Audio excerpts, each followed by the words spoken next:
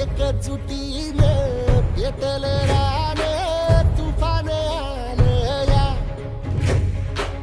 काळ्या भुईच्या भेटीला हे आभाळ आलं या. आपल्या राज्यामध्ये 10 लाख हेक्टर जमिनीवर बांबू लागवडीचा निर्णय घेतलेला आहे. डोळ्यात जागली आस घेऊन हात हातामंदी संपूर्ण राज्यभर आपण हरित महाराष्ट्र अशा प्रकारची एक संकल्पना मांडलेली आहे आणि लाखो झाडं या अभियानामार्फत आपण लावतोय.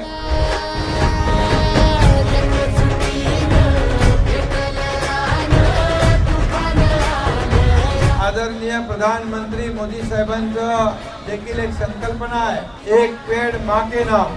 प्रत्येकाने आईच्या नावावर एक झाड लावायचं आहे आणि मी आता 2 झाडं लावले.